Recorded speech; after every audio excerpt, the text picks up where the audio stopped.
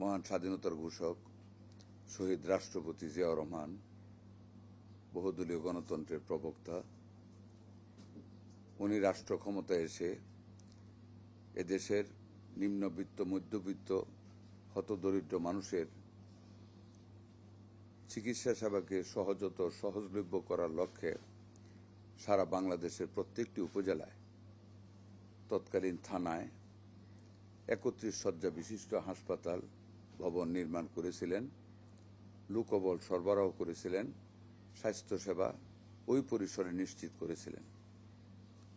পরবর্তীতে দেশনেত্রী, দেশমাতা, স্বৈরাচার বিরোধী আন্দোলনের অবিসংবাদিত নেত্রী, সংসদীয় গণতন্ত্রের পুনঃপ্রতিষ্ঠাতা, সাবেক প্রধানমন্ত্রী, সাবেক চেয়ারপারসন বিএনপি বেগম খালেদা জিয়া, উনি সেই ৩১ শয্যা থেকে জনগণের স্বাস্থ্যসেবাকে আরও বড় পরিসরে বিস্তৃত করার লক্ষ্যে সকল ৩১ শয্যার হাসপাতালগুলিকে ৫০ শয্যায় উন্নীত করেন এবং কোনোটা ভার্টিক্যাল, কোনোটা নতুন ভবনে রূপান্তরিত করেন।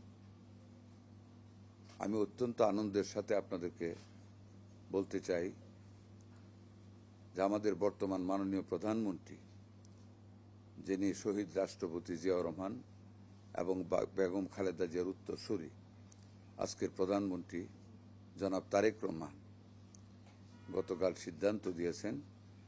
শুধু সিদ্ধান্তই নয়, আমরা গণপূর্ত বিভাগকে নির্দেশনা প্রদান করেছি, আজকে থেকে কাজ শুরু করবে বাংলাদেশের ৫০০ উপজেলায় সরেজমিনে ওনাদের লোক পাঠিয়ে, যেটা ভার্টিক্যালি হয় সেটা ভার্টিক্যালি, যেটা নতুন ভবনের প্রয়োজন হবে সেটা নতুন ভবন, এভাবে ৫০ শয্যা থেকে আমরা সারা বাংলাদেশের সকল উপজেলায় ৫০ শয্যা থেকে ১০১ শয্যা বিশিষ্ট হাসপাতালে রূপান্তরিত করতে যাচ্ছি এবং লোকবল দিতে যাচ্ছি।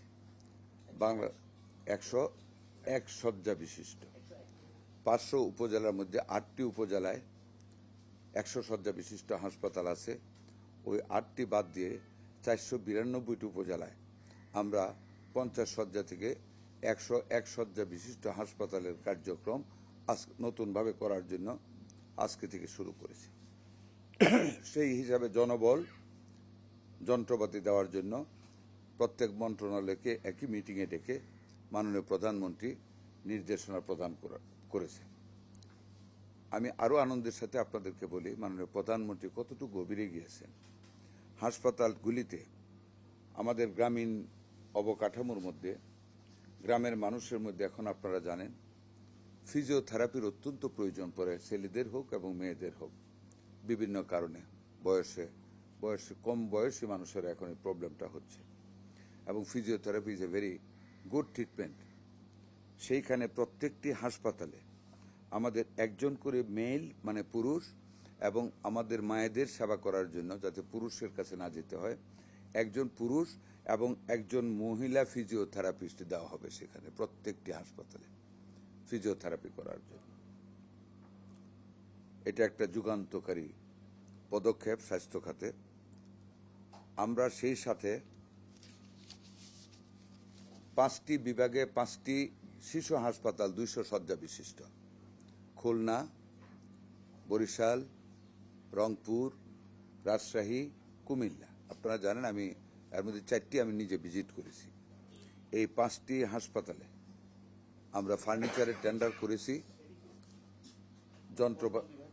এটা বিভাগ খুলনা, বরিশাল, রংপুর, রাজশাহী, কুমিল্লা, 5টি সদরে 200 শয্যা বিশিষ্ট শিশু স্পেশালাইজড শিশু হাসপাতাল আগামী 6 মাসের ভিতরে আমরা উদ্বোধন করতে যাচ্ছি।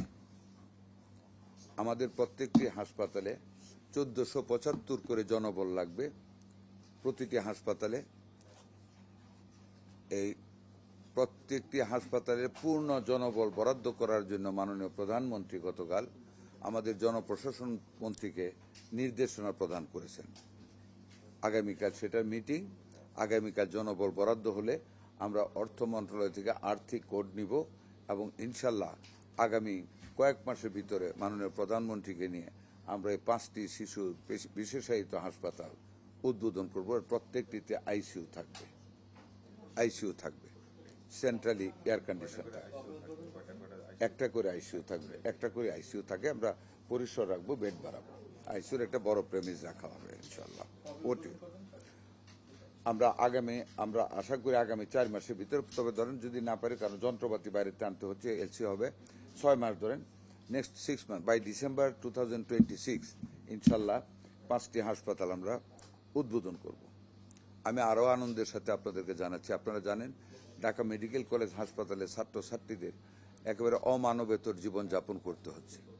বিগত 17টি বছরের দুর্নীতি, অবহেলা, স্বাস্থ্য খাতে কোনো কাজ করে নাই। আমরা সেই দুর্বৃত্তায়নের দুর্নীতির সেই বৃত্ত থেকে বেরিয়ে আমরা একটা দুর্নীতিমুক্ত স্বাস্থ্য সেবা খাত তৎসহ একটা দুর্নীতিমুক্ত বাংলাদেশ গড়তে চাই। আমরা আমাদের ভবিষ্যৎ প্রজন্ম, আমাদের সেবক, আমাদের ডাক্তারদের থাকার ব্যবস্থাকে উন্নত করার লক্ষ্যে ঢাকা মেডিকেল কলেজ হাসপাতালে প্রায় 1100 কোটি টাকার উপরে খরচ করে আমরা নতুন আবাসিক ভবন 1টি বা 2টি যেটি প্রয়োজন পড়ে আমরা সেটা প্রতিষ্ঠা করতে যাচ্ছি। এবং সেটার জন্য গণপূর্ত মন্ত্রণালয় অলরেডি প্রকল্প তৈরি করে ফেলেছে। কয়েকদিনের ভিতরে টেন্ডার হবে, কার্যক্রম শুরু হবে।